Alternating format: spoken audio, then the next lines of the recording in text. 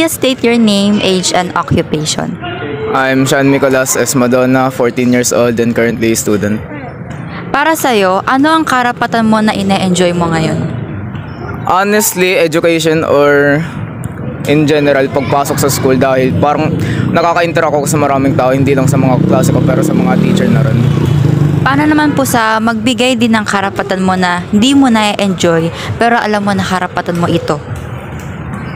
Same pa rin, edukasyon, pero sa ibang aspect na pag yung mga activities na mga binibigay. Alam ko na karapatan ko na kailangan yung gawin dahil para sa akin din naman yan. Pero hindi sa lahat ng pagkakataon na enjoy ko paggawanan. Please state your name, age, and occupation. I'm Tristan and I'm 21 years old. Occupation wala pa kasi nag-aaral pa lang ako. Ano ang karapatan mo ini-enjoy mo ngayon? Yung karapatan kong mabuhay kasi lahat naman ng tao may karapatang mabuhay. Sobrang na-enjoy ko siya. Magbigay din ng karapatan mo na hindi mo ini-enjoy pero alam mo karapatan mo ito. Parang wala naman kasi nga sabi ko na-enjoy ko mabuhay. So lahat ng nangyayari sa akin ay in-enjoy ko. Thank you po. Please state your name, age, and occupation. My name is Daniela Sheila Malagase, 24 years old and teacher. Ano po yung karapatan nyo na ine-enjoy nyo po ngayon? Yung magmahal, tapos maipahayag yung nararamdaman ko. Yun. Ano din po yung karapatan nyo na hindi nyo po na-enjoy pero alam nyo pong karapatan nyo ito? Yung pagiging free in terms ng pakikipaghalubilo sa iba kasi sobrang strict kasi ng magulang ko, as in school bahay lang yung ko ngayon, hindi ako nakakapag sa ibang lugar. Yun lang.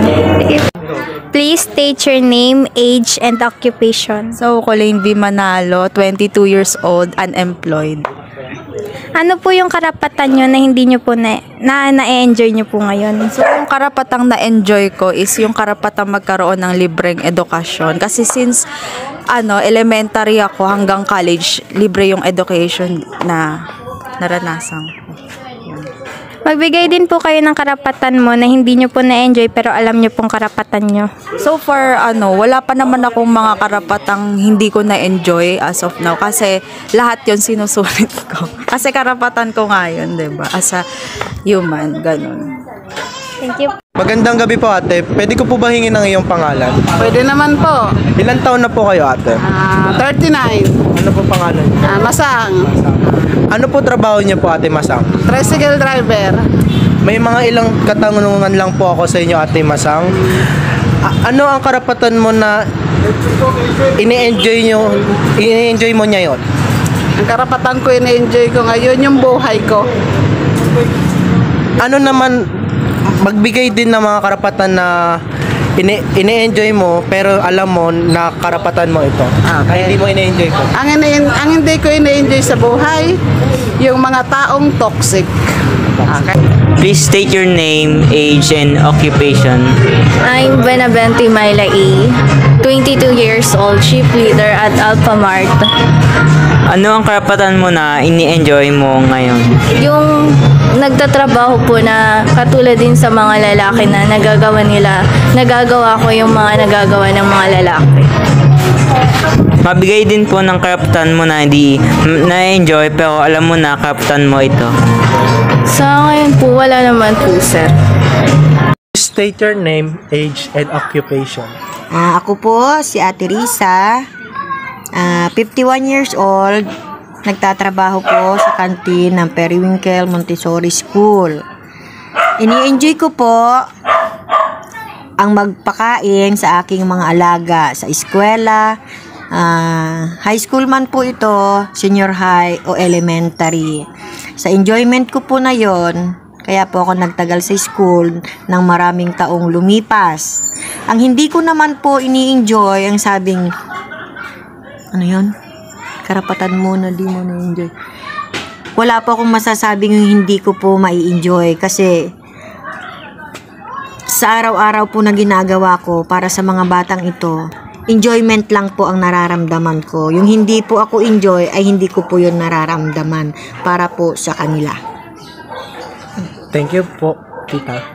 Please state your name, age, and occupations. Jonah Caminio Villamor, 52 years old. Ito occupation ko, tinda.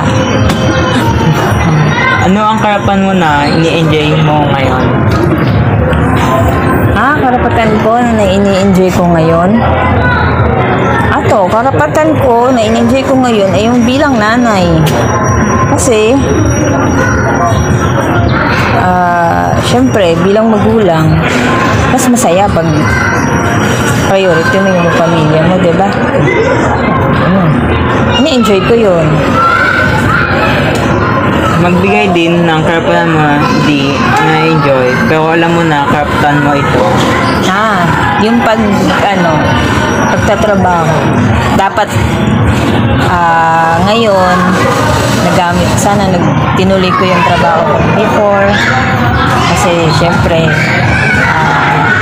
para magamit ko din yung inaral ko. Pero, hindi ko na siya na-enjoy kasi, nagkapamilya ako, pero hindi naman ako nagsisi na nagkapamilya ako. Kasi mas priority ko yung pamilya. Tumigil ako sa pagtatrabaho. Kasi mas sila yung yun. Please state your name, age, and occupation.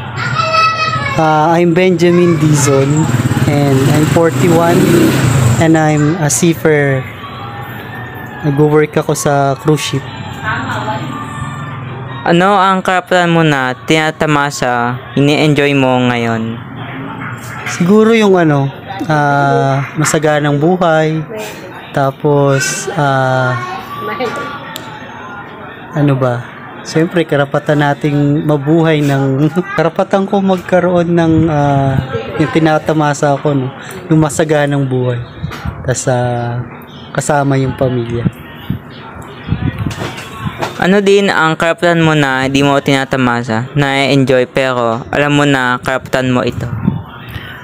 Siguro kasi malayo ako minsan sa pamilya ko.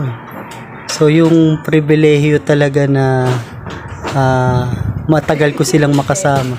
Na alam ko na isa yun sa aking karapatan, pero hindi ko natatamasa kasi nga umaalis ako sa abroad. Nasa-work ako sa cruise ship.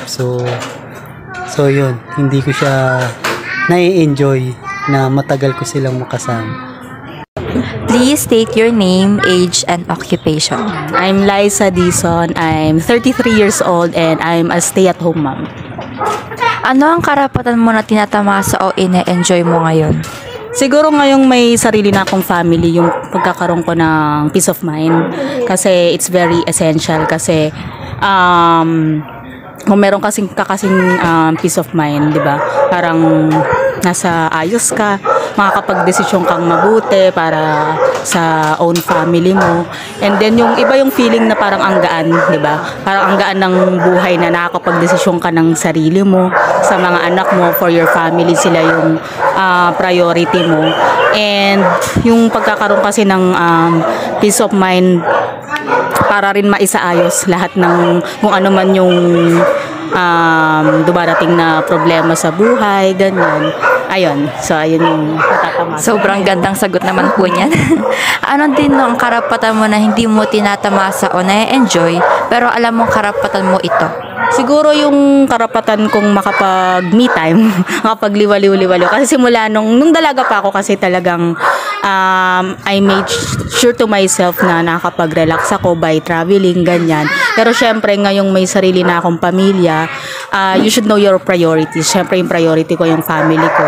So, isa yun sa hindi ko pa na-enjoy ngayon, which is right ko rin naman yun na makapag-enjoy din minsan. Pero siguro saka na, pag malalaki na yung mga bata.